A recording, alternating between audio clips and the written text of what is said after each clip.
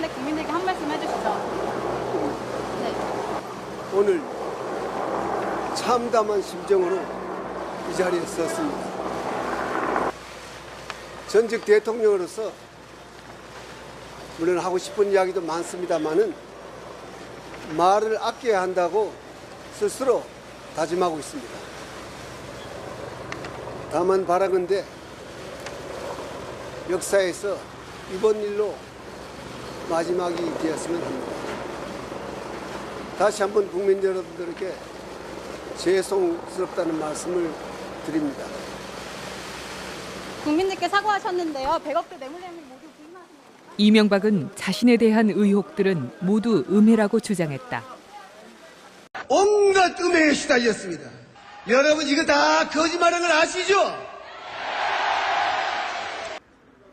검찰 수사가 시작되자 기자회견을 자처해 정치 보복이라고 비판했다. 더 이상 국가를 위해 헌신한 공직자들을 짜 맞추기식 수사로 괴롭힐 것이 아니라 나에게 물어달라 하는 그의 요구대로 그는 피의자 신분으로 검찰에 불려나왔다. 전직 대통령 이명박이 받고 있는 혐의는 마치 양파와도 같다. 하루가 멀다 하고 새로운 혐의가 쏟아졌다. 그를 제외한 측근들은 줄줄이 검찰 조사를 받았고 또 구속됐다. 저는 사실 대한민국이 2007년도에 그 BBK 사건 하나만이라도 검찰이 제대로 수사를 했다면 대한민국의 역사가 이렇게 왜곡되고 후퇴하진 않았을 것이다. 김경준의 죄질이 나쁘다면은 그 똑같은 정도로 이명박에 대한 수사를 똑같은 의심의 정도와 강도를 가지고 하는 게 맞는 거예요. 다스의 실소유주 규명으로 시작된 수사는 횡령, 배임, 대통령 기록물 관리법 위반으로 이어졌고 뇌물 혐의로까지 확대됐다. 이명박이 대통령에 당선될 당시부터 받은 것으로 의심되는 뇌물 금액은 이미 110억 원을 넘기고 있다. 뇌물죄는 이명박의 핵심 혐의다.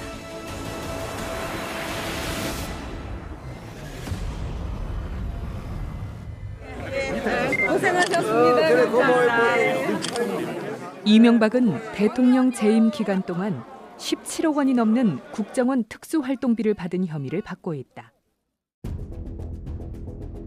김백준 전 총무기획관, 박재완 전 정무수석, 김희중 전 부속실장, 장타사로 전 총무기획관 등 측근들을 통해서였다. 이팔성 전 우리금융지주 회장은 자신의 인사청탁 명목으로 22억 5천만 원을 이명박에게 주었다고 한다. 친형인 이상득 전 국회 부의장과 사위인 이상주 삼성전자 전무가 다리 역할을 했다. 고속도로 휴게소를 운영하는 대보그룹, 뉴욕 제과를 인수한 ABC 상사, 그리고 비례대표로 국회의원을 지낸 김수남 전 의원도 수억 원을 이명박에게 건넨 혐의를 받고 있다. 어떻게 상상을 초월하는 것 같습니다. 그 비리의 수준이나 양태라고 하는 것은. 그러니까 공직자로서의 어떤 그 공적 마인드는 전혀 없었던 사람인 것 같아요. 이명박에게 가장 많은 돈을 제공한 곳은 삼성이었다. 삼성은 사실상 이명박 소유로 추정되는 다스의 미국과 스위스 소송 비용 60억 원을 대납했다. 소송 비용 대납은 대통령에 당선되기도 전인 2007년부터 시작돼 2009년까지 꾸준히 이어졌다. 다스가 김경준에게서 140억 원을 받아내는 과정에서 벌어진 일이었다. 결국 20년 전의 BBK 사건이 이명박의 발목을 잡은 것이다. 대한민국 제17대 대통령에 취임합니다. 2008년 이명박이 대통령이 되면서 묻힌 BBK 사건의 진실이 다시 규명돼야 하는 이유다.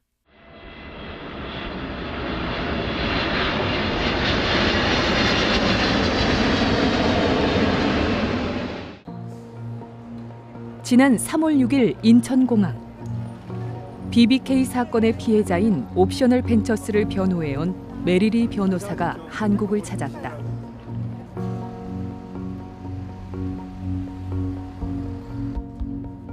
메리리는 지난 14년간 온몸으로 이명박과 싸웠던 사람이다.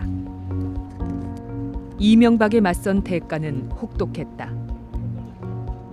메리리의 마음 한구석에는 이유를 알 수 없는 두려움마저 자리 잡았다. 이 공간에서 이런 엄청난 일들이 다 벌어지고 그런 서류가 여기 있다는 게 믿어지지가 않네요. 네. 한국을 방문하면 꼭 한번 보고 싶었던 이명박의 영포 빌딩이었지만 이명박의 그림자는 또다시 메리리를 불안하게 만들었다. 그만 가죠. 보고 있을 것 같은데. 괜찮아요.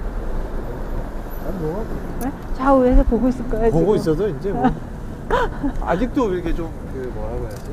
이명박 아직도 쪽에 불편해요. 왜 그러냐면 그 잔존 세력이 아직도 많다고 생각하고 그 다음에 지금 드러나서 이렇게 이제 모니터 되고 있는 사람들 말고 아직도 그 돈이 워낙 많기 때문에 그분들 위해서 일하고 있을 수 있는 다른 사람들이 있다고 생각해서 조심하게 돼요. 네. 어디서 보고 있을 것 같은 네, 느낌이 그럼요, 있었어요? 그럼요. 그게 14년의 트라우마예요. 갈까요? 무서워. 그런 것 때문에 다 안 하는 거 아니에요, 사람들이. 네. 메리리는 이명박의 배후에 삼성이 있었다는 사실은 미처 생각하지 못했다. 2008년에 대통령 된 다음에는 저걸 포기하지 않고 계속 할 때는 분명히 다른 방식으로 어떤 뒷거래가 있어서 한국의 다른 회사가 미국에 있는 회사가 돈을 댈 것이다. 그렇게 믿었어요. 100%. 그 이유는 변호사비가 그 미국의 큰 법률회사를 고용했을 때 천문학적인 숫자가 나오기 때문에 그 돈을 썼을 때 140억을 전액을 회수한다는 보장도 없는 상태에서 140억 회수를 위해 계속 노력한다고 생각이 안 들었어요.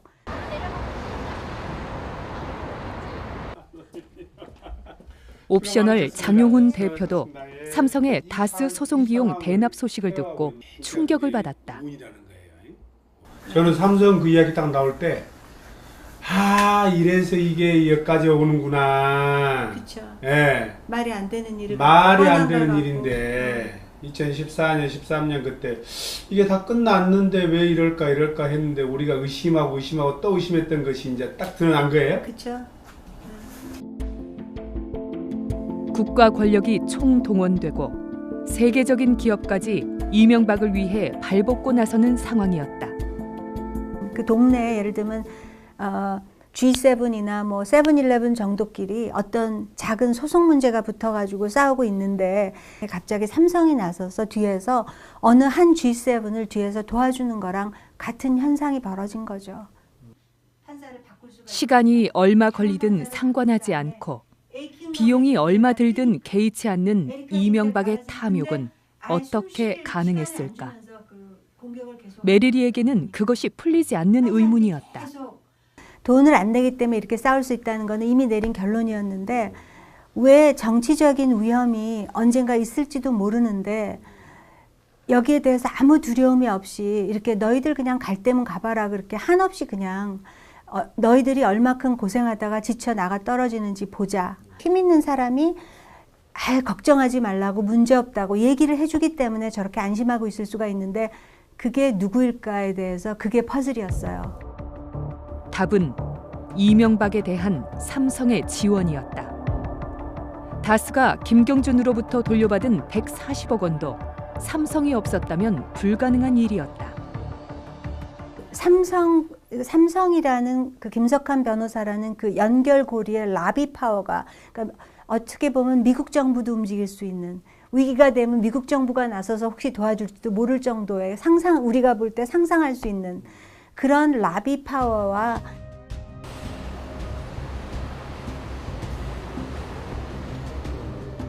서울의 한복판에 위치한 한 대형 건물.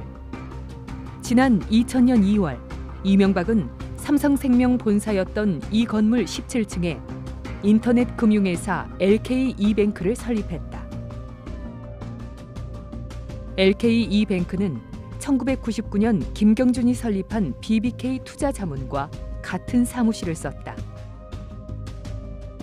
LKE뱅크와 BBK는 사실상 주인이 이명박인 하나의 회사였다. 전 요즘 제가 다시 이제 한국에 돌아와서 인터넷 금융회사를 창립을 했습니다. 해서 금년 1월 달에 BBK라는 투자 자문회사를 설립을 하고 BBK는 700억 원이 넘는 투자금을 모아 사업을 시작했다. 삼성생명이 100억 원 투자를 결정한 뒤부터 투자 유치에 속도가 붙었다. 여러 기업과 개인이 투자자로 나섰고 다스가 190억 원을 투자한 것도 이때 일이다. 이명박과 김경준은 이렇게 모은 돈을 역외 펀드로 보낸 뒤 돈을 불렸다. 김경준은 투자금을 모으고 회사를 운영하는데 이명박이 결정적인 역할을 했다고 말했다. 제가 혼자서 좀 나름대로 노력을 했는데 안 됐습니다. 그랬더니 자기한테 뭐 처음부터 얘기를 하지 블라블라블라 이래가지고 며칠 후에 사무실로 찾아왔어요. 그래가지고 제가 설명을 한 다음에 자기가 그 엘리베이터도 안 타고 계단이 있어요. 왜 그 계단을 왜 갔냐면은 BBK로 가는 데가 계단이 더 가까워요. 글로 해가지고 사장실인가 회장실로 올라갔었어요. 그리고 거기서 한 1시간 동안 혼자서 가가지고 하고 내려와가지고 내가 얘기했으니까 될 거라고 이렇게 얘기했어요. 네. 그러니까 제 관점에서는 그 사람 때문에 된 거예요. 다스의 190억 원 투자도 이명박이 결정한 투자였다는 것이다. 뭐 제가 그 당시에 뭐 다스가 누군 줄 알고 찾아갑니까? LKE뱅크와 BBK는 상장회사 하나도 인수했다. 훗날 옵셔널 벤처스가 되는 광은창투였다. 광은창투 인수 역시 이명박의 조언에 따른 것이었다는 게 김경준의 일관된 증언이다. 기본적으로 우회 상장을 하기 위해서 여러 회사를 검토했죠. 첫 번째 한 게 쌍용 화재였어요. 그래가지고 쌍용 화재를 할까 해가지고 했는데 이명박이가 그거는 대주주가 그거 나와 있는데 그게 뭐 40%가 50%가 되기 때문에 그건 절대 할 수가 없기 때문에 하지 말라고 해가지고 딴 거를 찾다가 옵셔널 벤처 광운 창투가 된 거예요. 이때부터 이명박은 성공한 금융인으로 행세하기 시작했다. 박영선 의원은 그 당시에 이명박을 목격한 몇 안 되는 사람이다. 정치권에 와서 실패를 해서 미국을 갔었잖아요. 미국을 갔다가 다시 와서 차린 회사가 이제 이 LKE뱅크하고 BBK였던 거죠. 그래서 금융회사 회장으로 성공하고 싶다. 그런 스토리를 만들고 싶다. 그래서 좀 도와달라는 거였죠. 제가 이명박은 동업자인 김경준을 천재라고 소개했다. 이 사람이 천재다. 그리고 아비트리지 거래, 그러니까 그 차익 거래를 통해서 우리가 지금 수익률을 무려 20몇 %의 수익률을 내고 있다. 근데 그 당시 증시가 엄청나게 이렇게 하락 추세를 보이고 있었던 시절이거든요. 근데 그렇게 하락 추세를 보이고 있던 시절에 20몇 %의 수익률을 내려면 이거는 제가 보기에는 정상적이지 않다고 생각을 한 거죠. 그러나 이들이 벌인 사업은 이후 이상하게 흘러갔다. 금감원의 검사로 BBK는 등록이 취소됐고 옵셔널 벤처스는 비정상적인 유상증자와 주가 조작 그리고 횡령 논란에 휩싸였다. 이명박이 LKE뱅크 대표에서 사직한 것은 2001년 4월 18일이었다. 서류상으로는 회사를 떠났지만 이명박은 각종 범죄 혐의에서 자유로울 수 없었다. 뉴스타파가 입수한 LKE뱅크와 BBK의 내부 서류들이다. 김경준과 함께 이명박의 이름이 곳곳에서 등장한다. 2001년 10월 BBK에 50억 원을 투자한 주식회사 심택이 이명박에게 보낸 편지다. 편지에는 심택이 당시 회장인 이명박을 믿고 투자했으니 이명박이 직접 책임지라는 요구가 담겨 있다.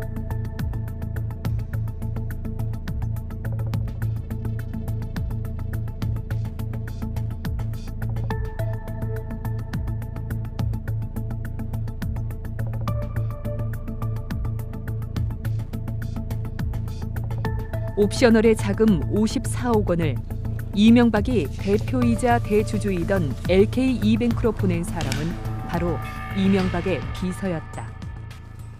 이게 그 여러 번 그 한국 언론에 나갔던 이명 씨가 LK이뱅크 계좌로 옵셔널 돈 54억을 입금시킨 건데 날짜가 2001년 10월이에요. 그러면 그거는 그 전혀 상관이 없다던 그 시점에 LK이뱅크로 54억이 들어갔거든요.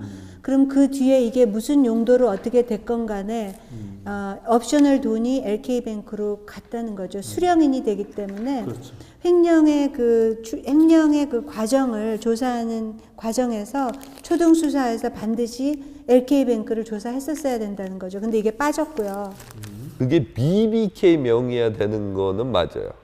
예, LK이뱅크 명으로 돼 있어서 문제는 있어요. 그러니까 무슨 얘기냐면 이명박이가 알았다. 이거는 확인해 주는 상황이에요. 김경준은 옵셔널의 유상 증자와 주가 조작도 모두 이명박의 허락하에 벌어졌다고 주장했다.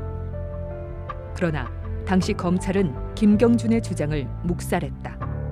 그러면 옵셔널 벤처스의 유상 증자도 이명박 회장의 지시 혹은 허락을 받고 한 건가요? 동의를 받고 했죠. 동의, 네. 정확히 말하면 네. 동의, 어그리 네. 개념으로요? 네. 그러면 5번 다 동의 네. 다 받았다? 네. 검찰은 이명박은 횡령과 주가 조작에 아무런 책임이 없다는 이명박 비서들의 주장을 그대로 받아들였다. 이명박이나 그 측근들이 횡령이나 주가 조작에 관여했는지에 대해 수사도 하지 않는다. 380억 원 정도의 돈이 사라진 사건에서 이명박은 그렇게 빠져나갔다. 한 말씀 해주십시오. 억울합니다. 결국 국민들한테 죄송합니다. 2001년 12월 옵셔널 벤처스 자금 300억 원가량을 횡령해 미국으로 도피한 김경준에게 모든 책임이 돌아가는 상황이 만들어졌다. 이 조사를 할 때부터 어찌 보면 원하는 결론이나 큰 그림이 있었다고 봐야 되겠죠. 왜냐하면 그런 얘기들이 기록에 남게 되면은 나중에 어떤 순간에 어떻게 드러날지 모르니까 본인들도 그 책임을 감당하기 어려울 거라는 것을 알거든요. 당시 모든 범죄는 김경준의 지시에 의한 것이었다고 진술한 이명박의 비서 이모 씨와 김모 씨. 위기의 순간에 이명박을 살렸던 이들은 이명박이 서울시장에 당선되자 서울시장 이명박의 비서로 자리를 옮겼다.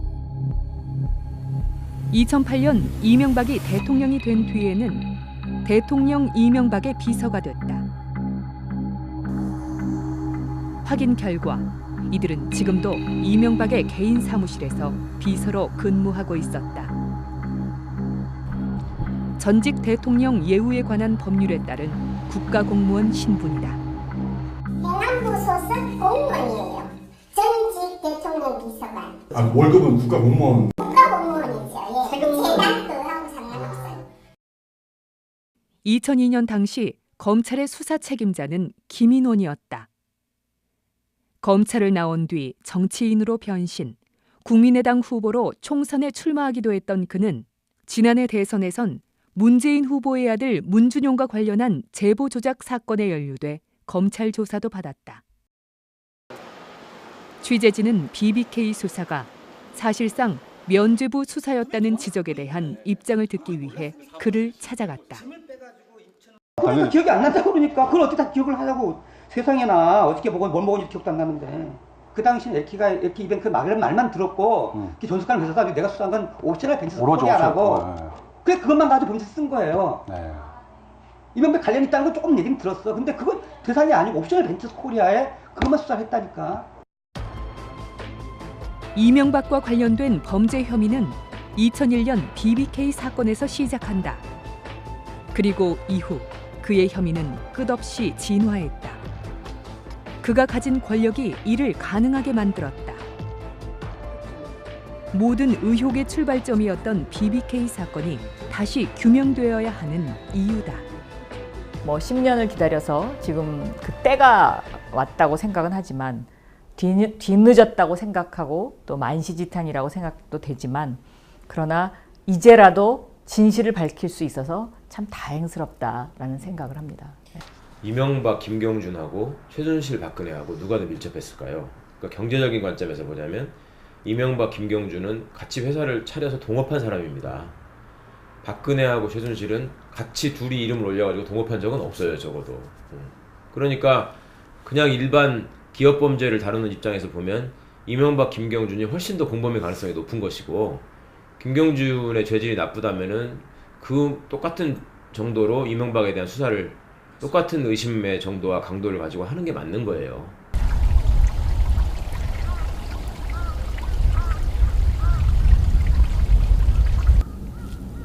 장용훈 옵셔널 대표는 이명박이 검찰에 소환된다는 소식을 듣고 오랜 친구를 떠올렸다.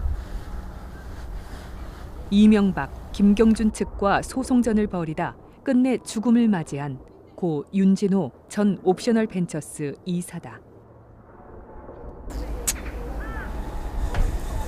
미안하다. 지금까지. 미안하다. 괜히 사업하자고 옵션을 인수하자고 그래서 내가 내 탓이 크다. 조금 더 지켜봐 다오. 주가 조작으로 만신창이가 된 옵셔널을 지난 2002년 인수할 당시만 해도 소송은 1년을 넘지 않을 거라 생각했다. 그러나 권력을 등에 업은 다스와 김경준과의 싸움은 끝이 보이지 않았다. 결국 이명박이 대통령에 당선된 후인 2009년 자신이 뇌종양이란 사실을 알게 됐다.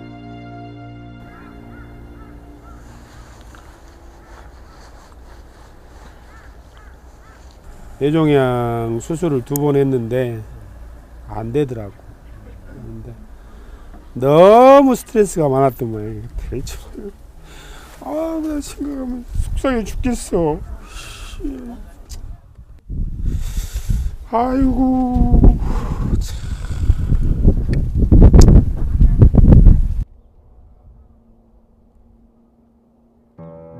뇌종양 진단을 받은 지 1년 만인 2010년 윤진호 이사는 가족을 뒤로 한 채 눈을 감았다.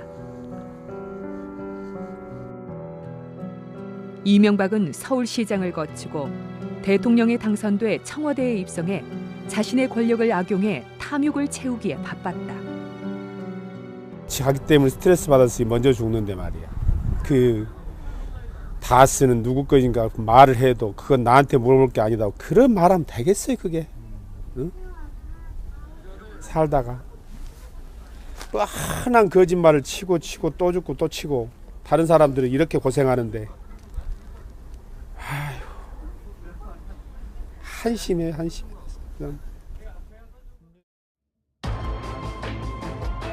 지난 2002년 그리고 2007년에도 검찰은 엉터리 수사를 통해 이명박에게 면죄부를 주었다는 비판을 받고 있다. 이후에도 몇 차례 기회가 있었지만 검찰은 권력의 눈치를 보며 번번이 그 기회를 걷어찼다. 그리고 검찰은 이명박을 다시 국민 앞에 불러세웠다. 이명박 신화가 대국민 사기극인지 아닌지를 규명하라는 국민의 뜻이 검찰을 다시 움직였다. 진실이 이번에는 밝혀지기를 국민들은 기다리고 있다.